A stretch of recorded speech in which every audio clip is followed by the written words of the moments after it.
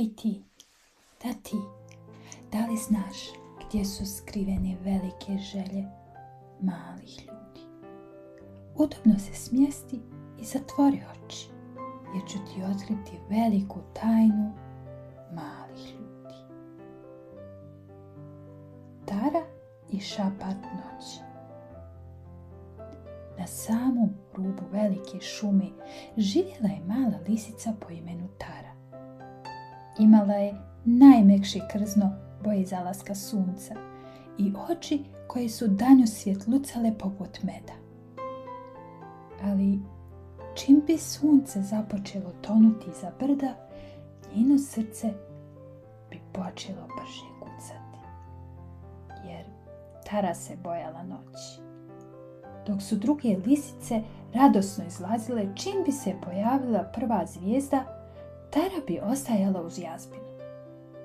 Slušala bi šum lišća, huk vjetra i daleki glas neke ptice.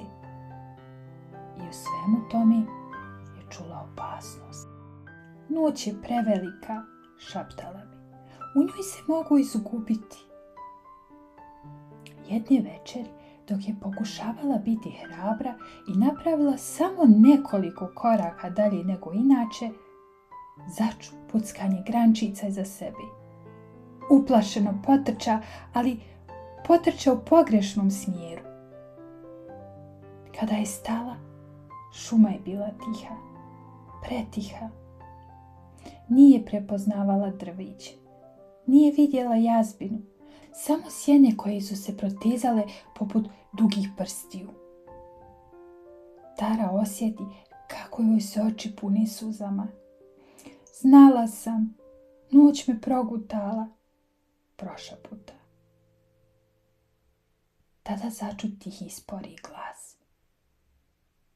Noć nikog ne guta, ona samo uspori oni koji prebrzo misli. Ispod niskog grma sjedio je stari jež. Njegove bodlje bile su posrebrene mjesečinom. Ja se bojim mraka, priznala je tiho. U mraku ništa ne vidim. Jež se blago nasmiješi. Zatvori oči. Ali već je mračno, reče Tara. Upravo zato. Tara zatvori oči. Isprva je čula samo vlastito disanje. Onda šum lišća koji nije bio prijetnja, već vjetar.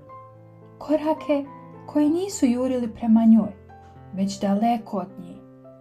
Cvrčke koji su pjevali.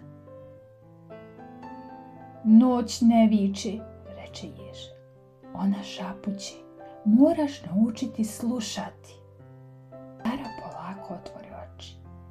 Mjesec je visio iznad krošnji. Nije bio strašan, bio je tih, nježan.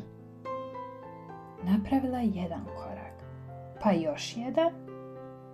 Sjene su i dalje bile tu, ali više nisu izgledale kao čudovište. Bile su samo drveće koje odmara. Te noći Tara nije postala neustrašiva, ali ostala. I to je bilo dovoljno. Kada je pronašla put nazad do jazbine, srce joj više nije udaralo od straha, već od ponosa. Sljedeće večeri izašla je ranije nego prije. Ne zato što se više nikada neće bojati, već zato što je znala da strah nije znak da treba stati. Ponekad je to samo znak da trebaš disati sporije. I tako je mala lisica koja se bojala noći naučila nešto važno. Stoga ne zaboravi. Noć nije tu da te proguta. Tu je da te nauči da vjeruješ svojim koracima. Čak i kada ne vidiš cijeli svijet. Da li znaš gdje su skrivene velike želje malih ljudi?